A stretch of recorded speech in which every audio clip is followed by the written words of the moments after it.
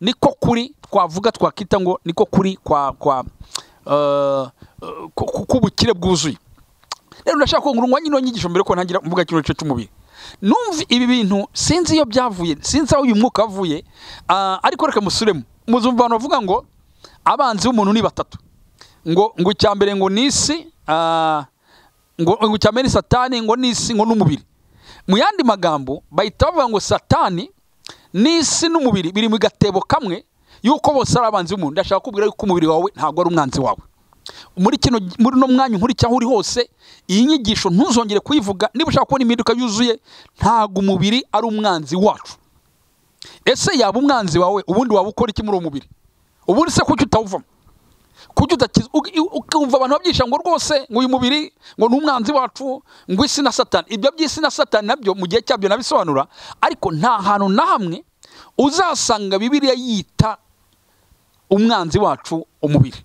Abantu banatekereza yuko iyo bari mu mubiri ngo ari ahantu rwose ngo ari ahantu hose ngo n'umubiri ubona n'umurupfa. Ibyo rwose simbyanze, sinanabigaye ko umubiri ugeraho igihe ukanapfa, ariko ndashaka kukubwira rino jambo rikomeye: ntabwo imibiri yacu ari abanzi bacu. Iyi nyigisho rero aho yaturutse hose, iyi nyigisho ni y'abadayimoni, ntabwo ari inyigisho ituruka ku Mana. Umubiri wacu turaza kureba ubujya ahubwo Bibiliya iwa gaciro kuko ibintu byose. Ndaza no kwikombina, tugenda tuzabigarukamo mu bindi biganiro bizagera biza imbere. Tuzajya no kubira n'abazanye ubwo bwa butumwa bwiza wa missionnaire tuvuga babandi bazanye ngo evangelii. Baje batwereka yuko umukozi Imana uri powerful, umukozi Imana ukomeye, umukozi Imana ikunda nubabaye ku mubiri. Ariko ibyo bintu bikantangaza kuko bo ntago baje babaye ku mubiri. Baje bajya amagi, baje bajya inkoko, baje bagenda mu modoka, baje bambaye amakanzu meza. Nta mu missionnaire waje muri Afrika ngo azasa nabi ari ingegere, ngo aze kutwereka ngo noneho ngo dore ngo gusa nabi no kurwara amavunja no kwambara ipantaro yacitse ngo nibyo bivuga yuko ndi umunyamwuka. Baje bambaye neza, ahubwo ngo amagi n'abihaye Imana, inkoko nziza. Baje mu mamodoka, bazanye mu modoka muzabirebe. Baje baza mu mazu bakamazuba ibitaro, baza bazi kwita ku mubiri. Ahubwo twebwe abandi basigara babwira ngo mwebwe ikizaberekana yuko muri abakozi Imana powerful bakomeye nuko uzayikigisha, nuko uzajya igishakoshi cy'abagore, uzajya wambara ikabutura icitse. Izo nyigisho ntabwo ari inyigisho z'ubutumwa bwuzuye. Izo ni za nyigisho z'igice, zatubwiye igice kimwe zibagirwa ibice byose. Ariko muri uyu mwanya ndashaka kukwereka yuko burya umubiri wawe ntabwo ari, uza kubyumva neza, ntabwo umubiri wawe ari umwanzi, ahubwo umubiri wawe ni imibereho. Buriya ntiwavuga ubuzima, ntiwavuga imibereho udafite umubiri. Ndetse nze no kubisobanura neza, na wa mwuka tuvuga w'imbere, na bya mitekerereze mizima, igihe cyose umubiri udahagaze neza, igihe cyose umubiri utameze neza, ntuzarindire result yuko, ntuzarindire ibisubizo bituma imitekerereze no mu mwuka uhagaramo neza. Niyo mpamvu biravuze ngo ibi bintu birarindwa uko ari bitatu: iyo umubiri urwaye, iyo umubiri unaniwe, iyo umubiri wabuze icyo kurya, iyo umubiri uri muri stress, iyo umubiri uri muri disorder, uri mu kavuyo. Mbabwije ukuri, n'imbere mu mitekerereze harapfa, mu mwuka ho mbabwiza ukuri yuko ntushobora guhagarara neza uretse kujya kubwira Imana amarira n'ibibazo gusa. Ariko ndashaka kubabwira ngo mwite ku mibiri yanyu. Ndabivugaho cyane mwite ku mibiri yanyu. Iyi mibiri ndaza no kubishyiramo amagambo akomeye. Soma amagambo y'Imana ari mu ijambo ry'Imana, mu cy'Imana yaduhamagariye mu gukora, mu kugira ngo kirindwe, kugira ngo cyitabweho, harimo ikintu cyitwa umubiri. Reka nsome ijambo ry'Imana, ntabwo nsoma ahantu henshi ariko ndasoma no hakeya. Ndasoma muri Yohana wa 3, habagira igice kimwe cya mbere, umurongo wa mbere n'uwa 3. Haravuga ngo wa mbere kujya ku 3, aravuga ngo njyewe, uyu ni wandikaga, njyewe umukuru ndakwandikiye Gayo. Yohana ari mukuru, yari afite maturite. Ndakwandikiye Gayo ukundwa, uwo nkunda by'ukuri. Hanyuma aravuga ngo ukundwa, ndagusabira kugira ngo ugubwe neza muri byose. Mbese being in the holistic transformation, mbese ugubwe neza muri area zose z'ubuzima bwawe. Aravuga ngo ube mutaraga nk'uko umutima wawe uguwe neza. Ndashaka gutinda kuri ijambo Yohana yanditse. Yohana abwira Gayo, aravuga ngo Gayo, ndifuza yuko ugubwa neza muri byose, being well, mbese ube wuzuye. Hanyuma ngo kandi nk'uko ndakwifuriza yuko uba mutaraga nk'uko umutima wawe uguwe neza. Mu yandi magambo aravuga ngo ndabizi ko imbere mu mwuka uguwe neza. ndabizi ko imbere muri wowe uguwe neza, ariko uko kugubwa neza reka kwiyongeraho kuba mutaraga. Ngira ngo bavuze kuba mutaraga ni ubuzima buzira umuze, ariko ijambo rivuga mu bizini biravuga ngo ndakwifuriza yuko nk'uko imbere mu mwuka uhagaze neza, nk'uko imbere mu bugingo uhagaze neza, nk'uko imbere mu mutima uhagaze neza, ndakwifuriza yuko ubana mutaraga. Mbese ntuvuge gusa ngo imbere nguwe neza, ngo meze neza, ngo ariko ngo inyuma bimeze nabi. Ariko ndakwifuriza yuko uba mutaraga, ugira ubuzima bufite umuze. Hakavuga ngo kuko nishimira cyane ubwo bene data bazaga bagahamya uburyo ushikamye mu kuri ukakugenderamo. Mwumve neza, hano Yohana yari yarakiriye ubuhamya bwa Gayo, bamuzana ubuhamya, baramubwira ati rero ngo bene data muza amakuru, niba hari umuntu uri mu bubyutse, niba hari umuntu uhagaze neza mu by'Imana, niba hari umuntu uyu munsi twatanga ubuhamya, aramubwira ngo Gayo ngo ashikamye mu kuri akakugendera. Mbese ari mu byo yizeye, mu mwuka ahagaze neza. Ariko Gayo, isengesho ryanjye maze kumva ubuhamya bw'uburyo uhagaze neza mu mwuka n'uburyo ugenda neza mu mwuka, ariko isengesho ryanjye ndifuza yuko uko ubwuwe neza mu mwuka ukaba uhagaze neza, ufite n'ubuhamya bwiza, ndifuza yuko ubana mutaraga. Reka mabwiza ukuri, birashoboka yuko mu mwuka nahagarana neza, nkabana mutaraga inyuma, nkabaho neza, nkabaho mu mibereho myiza, nkabaho mu buzima butarwara, nkabaho mu buzima butambaye ubusa, nkabaho mu buzima bw'indyo yuzuye, nkabaho mu buzima nkabaho mu buzima bufite disipurine yo kubaho hatandukanye. Rero Imana yacu yemera yuko iri sengesho niryo nanjye nsenga muri umwanya, kugira ngo tugire abakristo bari mu mwuka bahagaze neza, bashikamye mu byo kwizera, bashikamye mu kuri. Ariko ku rundi ruhande babe abakristo baguwe neza, bataraga mu mubiri. Igihe cyose umubiri wawe utari mutaraga, ni ukuvuga ngo yavuga ati mfite ubwoba yuko Gayo azita ku gice kimwe cyo mu mwuka, akahora n'abuhamya ngo guwe neza, ariko najya kureba nkareba kwa Gayo baginga ituzuye, abana baragwingiye. Najya kureba kwa Gayo ngasanga Gayo yirirwa aryamye ntacyo akora. Najya kureba kwa Gayo ngasanga Gayo ntazi no kwikingiza. Reka mabwiza ukuri, hari abakristo bamuzima muri desordre banza bakabwitirira ubuzima bwo mu mwuka. Reka mabwire ukuri, namaze kubona ikintu kimwe, niba hari ikintu twari dukwiye kujya dukora abakristo kidufasha, nuguha ubuzima umubiri wacu ordre. Ntabwo abakristo turabasinze, ntabwo turi imitwe yacu nta birimo. Kuki ubuzima bwacu butagira ordre? Uzi ko usanga abantu benshi impamvu, ugasanga abantu benshi umubiri impamvu bananire bakabona aho ngaho umubiri wabo uba muri desordre. Ntagira igihe aryamira, ntagira igihe abyukira, ntagira igihe arira, ntagira igihe aruhukamo, ntagira igihe cya siporo, ibintu byose ni desordre. Kandi twangiza tukamera nka Gayo, twari tubwira ata yuko mu mwuka duhagaze neza, ariko mu mubiri ngo mu mubiri ngo bajya bavuga ngo ikibiri kizapfa, bajya bavuga ibintu byinshi bitandukanye. Ariko ndashaka kuvuga yuko umubiri wawe yuri affected, iyo ugize ikibazo umenye yuko n'izindi ngingo zose zigira ikibazo. Ndaza kubereza urugero. Inzu nziza irimo ibikoresho byiza, irimo amateleviziyo, irimo amafirigo, irimo intebe nziza, irimo utubati twiza, irimo ibintu by'agaciro bikomeye. Inzu nziza warangiza ukayiha isakaro river, amazi ameneka, imvura ikagigwamo, mbabwije ukuri bya bintu ntaguye mu mutekano, bya bintu birahungabana. Kuko ikiba niki, nubwo inzu yari nziza, nubwo ibintu byari mu nzu byari byiza, ariko inyuma, kuko inyuma amazi arinjira, amazi arazanyira mu mujya mubibona, amazi agatwara inzu, ibintu byose byarimo bikangirika. Ibi ni ibintu tuzi cyane cyane mu buryo butandukanye. Niyo mpamvu nuko byubatse, kabone nubwo mu mwuka wawe uhagaze neza umeze nka Gayo, kabone nubwo mu mitekerereze n'imyumvire yaba ifungutse cyane, ariko igihe cyose you don't take care of your body, igihe cyose utita ku buzima mu mibereho yawe y'ubuzima bwawe ya buri munsi, igihe cyose utamenya ngo ariko ni ubuzima bwanjye bukwiye kuba gute, bukwiye kugira gahunda bumeze gute, ndabukora gute, imibereho ihagaze gute. Igihe cyose imibereho yahungabanye, inzu imeze nk'inzu itunze ubutunzi,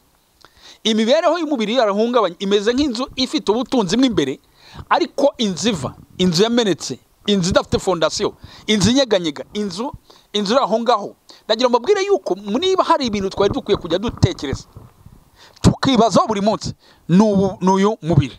Impamvu nuko abantu bavuga ngo roho nzima mu mubiri muzima, of course niki baba basobanura cyane cyane. Nuvuga ngo ibintu byose yo mu mubiri ari hazima, imibereho ihagaze neza, buri munsi ibintu biragenda bikagira umumaro kugira ngo bigire ingaruka, kugira ngo bya bintu by'imbere wawe bikore neza. Niyo mpamvu ijambo cyakubwira uyu munsi hano ngo ni gute twita ku mubiri wacu.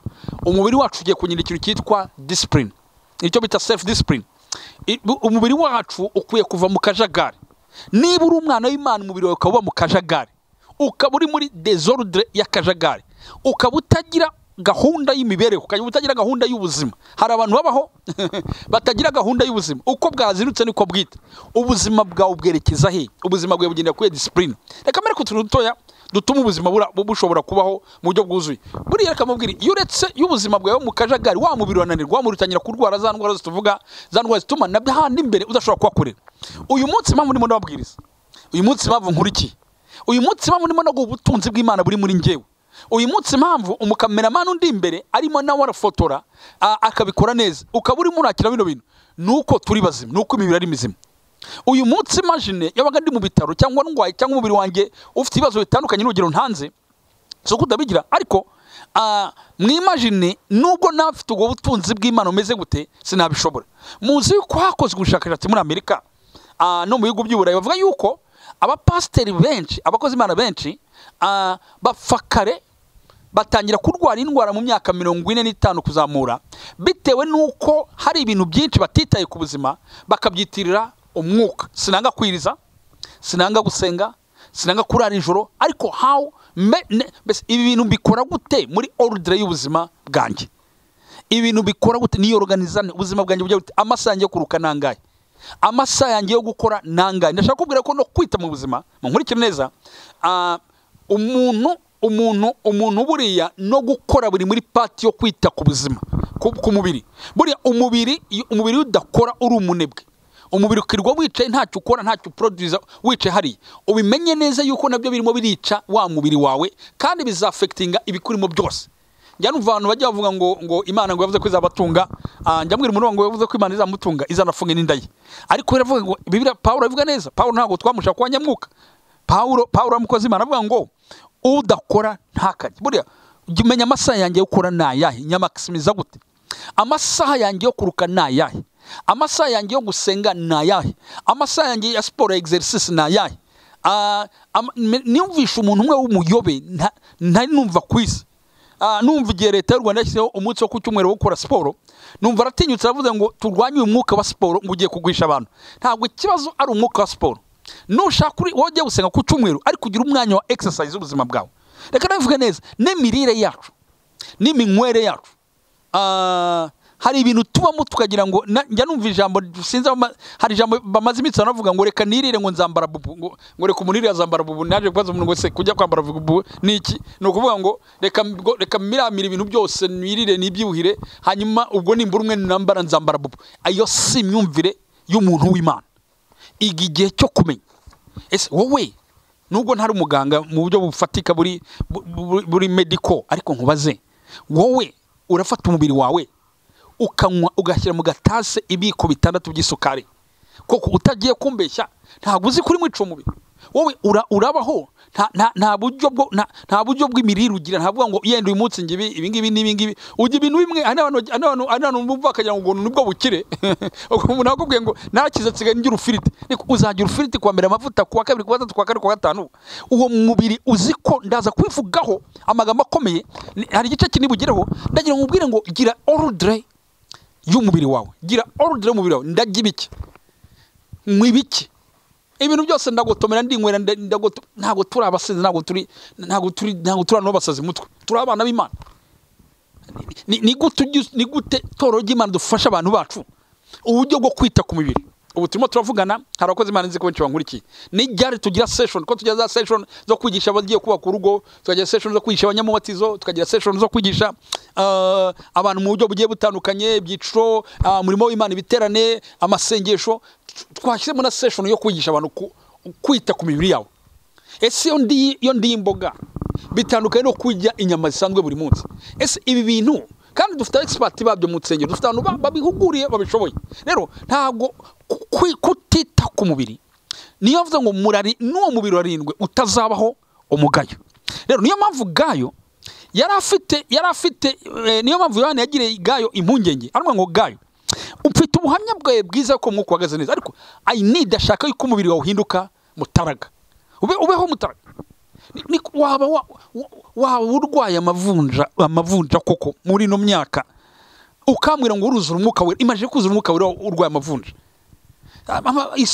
isuku kwitaho gukora isuku hari ibintu byinshi toro ry'Imana dukwiye ubutumwa bwacu bwo kuba holistic bugakora mu bice byose by'ubuzima reka mbabwire impamvu ahubwo n'uyu mubiri kwiye ko witaho kurusha n'abandi bantu bose hari ibintu byarusoma ngo ari mbona ngo abantu muri fitness ngo gutunganya umubiri bakakubwira ibyo ukora hari abajyanama b'umubiri waje nagira ngo mbabwire yuko ahubwo twebwe none ibyo byarangira tukabyitira abisi hari n'imyumvire ipfuye hari umuntu abonye ngo nasanze ngo umuntu witaye ku buzima bwe ngo n'ubundi ngo byose ngo byasanze ngo byarangiye apfuye reka mbabwire twite ku mibiri yacu uko Imana ibidusaba Yesu yariko ngo tubone ubuzima kandi tubone ubuzima bwuzuye muri ubwo buzima bwuzuye rero harimo kwita ku mubiri ndashaka gutanga iki ikomeye urufunguzo rukomeye impamvu ahubwo abarokore bagomba kwita ku mibiri yabo kuruta n'abapagani ntago kwita ku mibiri ari ibipagani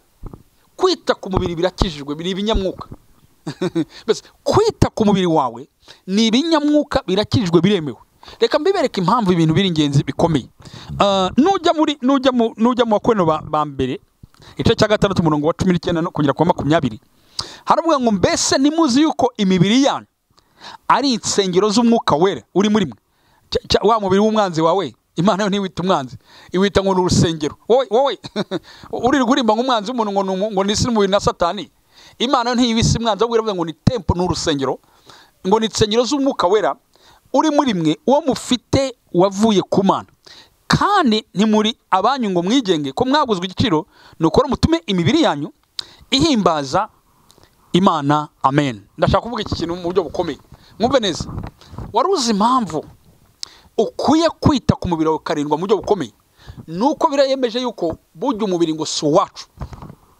ufite ona iyi simba ngo uyu mubiri it's a temple n'urusengero n'urusengero kandi ngo n'urusengero ngo rw'umwuka wera w'Imana hanyuma ngo ntimukira abanyu ngo mwigenge ngo ko mwaguzwe igiciro gikomeye reka mbisano gucya iyo giye mu busano bw'iri jambo mu buryo bw'ikigiriki baravuga ngo kuko rwamaze kuba urusengero rw'umwuka wera w'Imana umubiri wabaye urusengero rw'umwuka wera w'Imana bisa bisobanura ngo uru rusengero ntabwo rukiri urwawe niyo ngo ntabwo mukiranye ngo mwigenge mbese you are not ntabwo wakoresha umubiri wawe ibyo wishakiye kuko uyu mubiri ntukiri uwawe mbese ukwiye kuwantrotona nkaho nawo uzawubazwa nugera imbere y'Imana ba Kristo munkurikire mwari muzi yuko iyi mibiri tuzayibazwa uburyo twahitayeho mwari muzi yuko umubiri wanjye ntawitayeho ngo kubya ku rusengero rw'umwuka w'Imana ndashaka kubereza urugero uyu munsi nshatse nakiye imyaka 5 3 yewe nshatse nakiye 2 ku buryo umubiri wanjye musenya wa mwuka w'Imana ntabona aho ngera gukorera kuwusenya ntibyoroshye reka umubiri ngende ntangire muhata amavuta muhate munyu mwinshi muhate masukari umubiri wanjye abandi ujya mu byaha ucomekemo urumogi ucomekemo amayoga ucomekemo ubusambanyi ndakubwiza ukuri you can destroy uwo mubiri ariko mu bintu uzabazwa n'umubiri wawe ni gute wantretenye ni gute wakoze maintenance y'umubiri wawe umubiri wawe witaho ute bantu bakoze b'Imana ibi uyu mubiri ngo ntabwo ari wacu ngo turacyawugenga ngo ahubwo niba tawugendegaho ngo dutume ibyo dukora byose ngo bituma duhimbaza ngo data uri mu ijuru reka mabwire mu bintu bimwe ugize igishimira Imana bikomeye mu itegeko rimwe yabajije baje Yesu aramubaza ngo tubwire itegeko rishindi rikomeye yarabwiye ngo mukundishe Uwiteka umutima wanyu wese ariko bavuga ngo n'imbaraga zanyu zose n'ubwenge bwanyu bwose bese ndashaka yuko urukundo rwanyu kuri ngewe rutagarukira gusa mu mwuka ahubwo n'inyuma n'imbaraga biri physique no mu buryo bw'umubiri bigaragaza yuko mukunda Uwiteka buriya iyo twita ku mibiri yacu tuba twiyongera tuba duhereza amahirwe umwuka w'Imana kugumya gukora mu gihe kirekire iyo tutita ku mibiri yacu ikananirwa mujye mumenya yuko iyo mibiri igoye itandukanye ugira umwanya wa telefone ugira umwanya reka mpereza urugero rworoshye hano abantu atagira ordre kuri telefone buriya mwari muzi yuko as much as buri munota uri kuri hari abantu mujya muhura kuva saa moya za mu gitondo kugenda undi munsi aba ari kuri chat kuri telefone niko wabaho amatwi yawe yitaba amatelefone buri mwanya wabaho amaso yawe ahora kuri screen ya ibyo nibyo twavuga byo mwige kurinda imibiri iyo mibiri si yanyu imibiri si yacu imibiri n'itsengero z'umwuka wera we mbwiza ukuri ufata amasaha yawe yose ubuzima uri ku kintu kimwe amatari mara gufixa ukirayeho ukizindukiyeho uri addicted ujya kuri amaseri 58 ku munsi ubu mu mitsi yarisha abantu bari muri guma mu rugo ndetse murano ko n'amasaha agenda yongera asubira kongera kuba amasaha menshi hari umuntu usanga kuva yakinjira mu rugo avuye mu rugo ya masaha yasizeho ya curfew ugasanga ari kuri filime kuva aho ngaho uri muri ico mubiri wowe urajyama kuva saa ujya mu buri saa 3 ukajyama ukabyuka saa moya ukongera ukanywa icyayi ukongera ugasubira mu buriri ukajya mu munsi wose ntabwo ibyo byakunda ibyo you are destroying the temple of God urimo urasenya umubiri urimo urasenya urusengero rw'umwuka w'Imana abandi muri hard working you don't even get less nta nubwo uruhuka always from urazinduka mu gitondo saa 2 ukajya ku kazi wagera mu rugo ukongera ugatana machine ukaraho ngaho reka mabwire mwige gutreating imibiri yanyu kuko si yacu ngo yigenge rero ndagira ngo iki kintu nkibabwire yuko atari icyacu ku mwuka w'Imana ashaka gukora muri twebwe rero niba umwuka wera ari muri twebwe niba yamitekereze muri twebwe niba myumvire muri twebwe hanyuma inzika bidasakaye ikabiri muri rava irimo irangiza gukora ko mwuka wera muri twebwe rero for now icyo ndimo nasaba cyane muri umwanya abakurikiye ubukire nyabwo TV nagira ngo nongere mbivuge yuko mu bintu Imana iduhamagarira muri ya mpinduka yuzuye hari kwita ku mibiri yacu hari kwitaho ku mibiri yacu nabonye abantu bamwe akubwira ngo ngewe ngo ibi bijyo ngo ndabijya ngo kuva kwa mbere kugera ku cyumweru even having a diet kugira regime y'ibyo n'ibyo ufata n'ibyo gute n'ibyo Imana duhamagarira imibiri yacu iracyacanye kuri Imana imibiri yacu umwuka yaracyayikeneye kuko ni umubiri wanjye ni wangirika ibyo agomba gukora imwuka wera cyabikeneye mureke dukore dutunganye imibiri yacu ndetse nanababwira yuko twegwe muzi kwisezerana Imana igiduha reka nivuge cyane bugira isezerana Imana igiha abantu bayo yaravuze ngo nitwumvira Uwiteka Imana yacu ngo tukayumvira ngo Imana izaduhaza imyaka y'uburame mwari muzi yuko Imana profita kuba twarama mwari muzi yuko Imana profita ko twamara imyaka myinshi mwari muzi ko Imana ishaka kuduha imyaka myinshi mu bintu umuntu yajya gaheza amasano akomeye ngo uzasaza neza ngo gusaza ngo nzagwa kurama ngo kandi usaze neza nagira ngo rwose mbafashe twikice imibiri yacu Imana ishimwe ko twavuye mu byaha ko ibyaha ni one reason ni impamvu imwe ikomeye ituma imibiri yacu ipfa iyo uri mu byaha byo you are destroying your body ibintu byose ariko ubwo twagize Imana kuva mu byaha ibindi biratunaniye ubu kwiprograma tukamenya uburyo twita ku mibiri yacu tukamenya uburyo tuyorganiza ubundi ugira gahunda y'umunsi ubundi ugira gahunda y'icyumweru ubundi ugira ahantu uvuga ngo muri kuno kwezi ugira plan wese ubundi ugira igihe cyo kuvuga ngo aya masaha yanjye buri gihe na masaha yo kuruka hano umuntu amwe ngo ntajya azimya telefone ubundi ugira igihe uvuga ngo ngewe aya masaha uyu mwanya telefone iri off ndashaka kubaza ibintu byoroshye harano ibintu aya ma advice nta kitwemerera ko turuhuka ugira kuvuga ngo rero for now aya ma telefone y'ijoro sinyanyitaho nigeze kubana n'umwana mu rugo ahantu yari umwana w'umukozi yararaga kuri telefone nkanyamaze ko urabona ubuzima butakugoye bukeye icyamba yagiye kwa muganga murubwira ngo urwaye indwara stress gusa telefone haje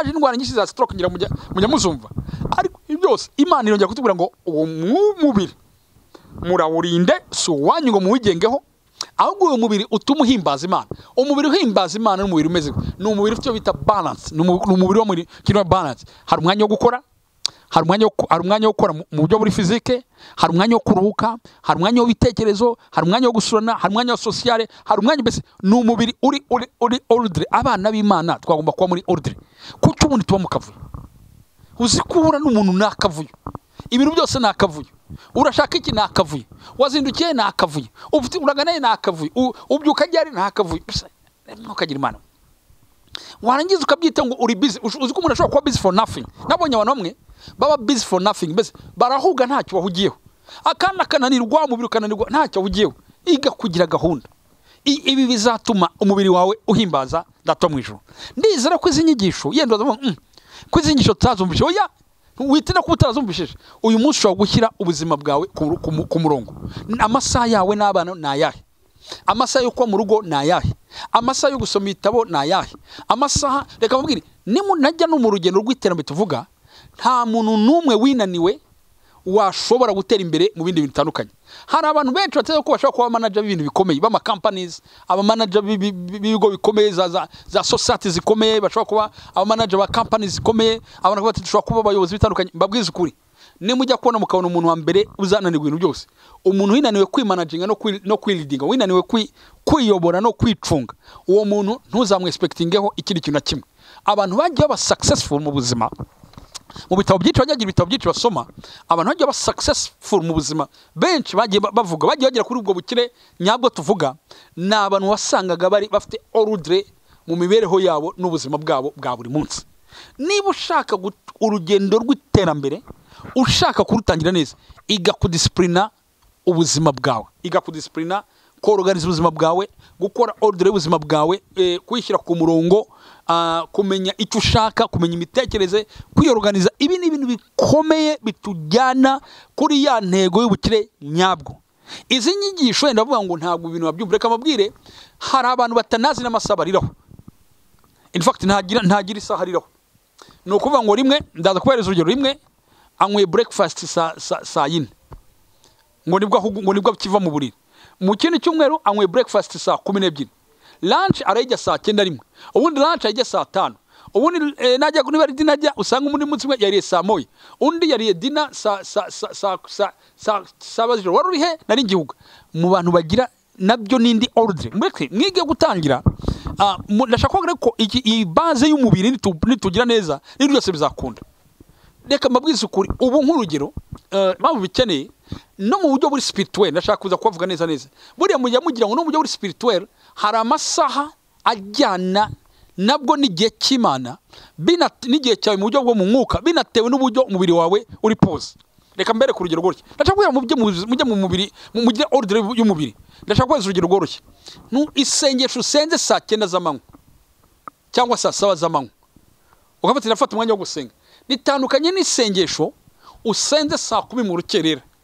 Kubera iki bitandukanye? Nuko mu masaha 10 za mu gitondo cyangwa saa 10 bukeye, uretse no kuvuga ngo nibwo Imana ivuga, ntabwo ryo ntindaho cyane, umubiri wawe uri pose, umubiri wawe nturajyamo ibintu byinshi, umubiri wawe waruhutse, umubiri wawe ufitemo energy, imitekerereze yawe n'imyumvire yawe iraruhutse. Icyo gihe n'isengesho uzasenga uzumva ari isengesho rizamuka kandi rifite imbaraga. Noneho kuko utagira ordre, rimwe usenga saa 10, ubundi ugasanga utangiye gusenga ugiye gusenga saa 7. Saa 7 uri mu mujyi commercial, amahoro arimo aravuga, business yatangiye, ibintu byakomeye, ugiye gusenga. Ntutekereze ko result yo kumva Imana imeze nk'umuntu wasenze saa 10. Niyo nshaka kugira kuburiya ordre y'umubiri wawe inagwa no mu buryo buri spirituel, no mu buryo buri bw'imitekerereze gukora neza. Ikintu reka ndashaka ko emphasize kuri ikintu, mbese twige ubuzima bwacu kuba gahunda. Amasaha usenga na yahe, aya masaha usenga aretinga nate n'umubiri wawe uburyo uri ufite fresh, mbese ugifite imbaraga. Amasaha usoma ijambo n'ijyari. Nk'ubu ndashaka kubaza urugero, ngewe amaterano nkunda gutera iterano rya mbere. Why? Nuko iterano rya mbere rimpa kuko ndi concentrated kumva cyane kuruta iterano rya kabiri. Ntuze kubanza iterano rya kabiri, ntabwo bivuze ko ari cyo, ariko ngewe na prefera kuzinduka kuko imitekerereze n'imyumvire yanjye iracyari off. Mbese nkunda kuvuga igipimo cy'ubushyuhe cy'imitekerereze yanjye ntabwo cyari cyazamuka, mbese iracyari hasi, ntabwo nikomeye. Rero na prefera kuzinduka ngasenga saa 10 aho gutaha mbiranduka. Nkavuga ngo iyo ngeze mu rugo nkora isaha imwe yo gusenga saa 1 kugera saa 2, hari igihe ngewe mba numva ariyo masaha yanjye ari yakwiriye. Rero how you organize yourself bigweza kugira ngo no mu mwuka no mu mitekerereze biguhe ordre. Mu yandi magambo, ngaruka ndaza gutanga ikindi urugero. Nijyari muri ordre y'umubiri wawe ugira umwanya wo gufata concentration ya meditation no gutekereza no kwandika. Hari abantu bamwe batanagira umwanya wo kugira ikintu cyitwa ikiruhuko, atari ikiruhuko cyo gusinzira ahubwo ikiruhuko cyo kurefreshinga no gutekereza no kubona icyerekezo. Niyo mpamvu abantu mujya vuga ngo nagiye kuruka ku mazi, abana nagiye kurukirana akanyatsi, ahari udushyamba turi aho ngaho. Kubera iki bya bintu bikoze nuko ugira ngo umubiri wawe uri pause uri ahantu bitume ufata umwanya w'imitekerereze yuzuye. Iyo tutabikoze neza mu mwuka arapfa, mu bugingo agapfa, hanyuma ugasanga ari imibonano yawe n'Imana yarabuze, uti narabuze sigaye numva ntaha, sigaye ndarandota ibintu ndi muri ku buzima mvu. You are not organized at all. Ntabwo uri organize mu buryo busanzwe. Rero muri holistic transformation igice cy'umubiri kiri very key, kirakomeye, ntukinegrije. Ntabwo umero umwanzi wawe ukwiye kuha ordre. Ndashaka kubereza urundi rugero rworoshye ujyana mu buryo organiza umubiri wawe. Hari abantu bamwe ukwiye kumenya ni ryari umubiri wawe utanga umusaruro, ni ryari umubiri wawe udatanga umusaruro. No kuvuga ku masaha y'umunsi. Hari abantu batamenya amasaha umubiri utanga umusaruro uhagije. Hakaba n'abandi bantu batamenya babivangavanga. Ndaza gutanga urugero. Abantu bose bagira imiterere itandukanye. Urugero, buriya nujya kureba morning hours, amasaha mu gitondo yose buriya uko atinda akanatibuka amasaha mu gitondo yose abara amasaha ya production n'amasazana y'umusaruro. Noneho hakandi masaha aremereye, twita ngo n'amasaha aremereye. Ayo masaha aremereye na masaha bajya vuga ko buriya kuva mu masaha 7, saa 8, saa 9, saa 10, ayo masaha bara masaha aremereye. Hakana ni masaha nyira kagaruka akamasaha y'uruki. Mbese kuri gahunda y'ubuzima bwawe ubyiorganiza mute? Umusaruro wawe mwinshi ukoresha mu gitondo, umusaruro wawe mwinshi ukoresha ku mugoroba, umusaruro mwinshi wawe ukoresha mu rukerera, umusaruro mwinshi wawe ukoresha utarajyama. Ndashaka kwereza urugero, ngewe ndi umuntu ujyama bitinze kuko ngiye kubyuka mu gitondo kare birangora. Rero ngewe nshobora kumenya ngo ngewe umunsi wanjye ubyara imbaraga muri amasaha naya. Nk'urugero, ngewe ibintu nshobora kubikora mu ijoro kuruta uko nabikora ku manywa. Niko mvuga muri andi magambo, kuva saa 10 kugira nka saa 4 nshobora gukora ibintu byinshi biruta ibyo nakora morning hours. Hari undi rero nawe urukerera, hari undi muntu wese ngewe saa 2 z'ijoro mba nageze mu buriri, yo birengeje kaba kabaye. Uyu muntu nawe akamenya kwiyorganiza. Avuga ngo rero ngewe ubwo ntari uwijoro nkaba ndi urukerera, ngewe mbyuka saa, umuntu kubyukira saa 10 za mu gitondo agakora project, agakora kandi report, agakora ibintu byose kuko niyo masaha ye yo gukora. Rero ibi byose ni ordre y'ubuzima ituma mu mwuka, mu mitekerereze bigira imbaraga kuko imibiri yacu ifite ordre. Ni nabyo nyine navuga ko mfate n'abantu bamwe bajya kwiriza, bajya ku misozi kwiyiriza ngo ni Imana yumva cyane. Ntago ngewe najya ku musozi kwiriza ko Imana yumva cyane kuko mu mahanga yose ukora uyubahaga kuri ryo gucyanuka ngo iramwubahira, mwumva aho ari hose. Ahubwo iki gishobora gutuma ngewe nzamuka nkajya kwirerana n'Imana. Ndashaka ahantu hari calm, hari pause, hatuma funga imitekerereze yanjye ituza, hanyuma nkashobora gusabana n'Imana mu buryo bwose. Amasengesho nakorera muri rompuwe mu mujyi imodoka zikinda, mpamya neza yuko atandukanye n'amasengesho nakorera nda ahantu hanjye hari calm, hatuje nshobora gukurikira. Kubera iki? So uko Imana tuvuga amasengesho muri rompuwe, so uko amasengesho muri rompuwe nayo hariya bitandukanye. Ariko it's my own benefit, ni inyungu zanjye kugira ngo nshobore gusengera ahantu hama kugira ngo even muri ya meditation gutekereza kugira gute bifashe kwamo. Ndagira ngo nze gwinira ngaho ikiganiro cyacu cy'uyu munsi tuzakomeza nakagaruka, ariko bambwira ngo hereza umubiri wawe ordre, kuko umubiri nutawa ordre, umubiri wawe ngo we gahunda, haba mu mibirire, haba mu mibereho, haba mu mikorere, haba mu biruhuko, haba mu kiruhuko, haba kugira umwanya. Ibi bintu turi mu isi iri busy, turi mu isi irimo irirukanka. Rero udahaye ubuzima bwawe ordre, you'll fail. Turi mu isi abantu bahuze, ariko iyo mpaye ubuzima bwanjye aricyo nsozerezaho nkuko nagiye vuga, iyo mpaye ubuzima bwanjye ordre, ijuru ribyungukiramo kuko Imana iri kwivugana nanjye. Imitekerereze yanjye iraguka kuko mbafite umwanya wo gutekereza ntuje. Icya gatatu, nanjye umubiri wanjye uba secure, ukaba safe, ukaba wakora igihe kirekire, ugatanga umusaruro kuko wakoze neza. Rero ndasura kuri ijambo twatangireho, holistic transformation izana na holistic gospel. Holistic gospel niye iratubwira ngo umwuka, umubiri nako bugingo n'umubiri yarindwe bitazabaho umugayo. Imana ibaho umugisha. ndagira ngo ubukire nyabwo tugomba kubugiraho, ubukire nyabwo bukora ku mwuka, ubukire nyabwo bukora mu mitekerezo n'imyumvire, ariko ubutumwa nyabwo bukora ku mubiri bigatuma imibereho igenda neza. Uramenye ntuwongere kuba mu buzima bw'akajagari, ahubwo muzima afite ordre, uzabona umusaruro wabyo, uzabona udahuzagurika, uzaba ufite gahunda, kiri ibintu kuri gahunda, ugire ordre. Imana yacu ngo si Imana y'umuvurungano, ngo ni Imana ya gahunda, ni Imana ya ordre. Ahari Imana niyo ngo ijambo rivuga ngo Imana yacu ni Imana y'amahoro. Mu mahoro harimo ordre, ni harimo gahunda, harimo ibintu biri ku murongo. Rero Imana tujye neza, tuzasubira kandi Imana ijye kubashoboza, ni mu izina rya Yesu, amen.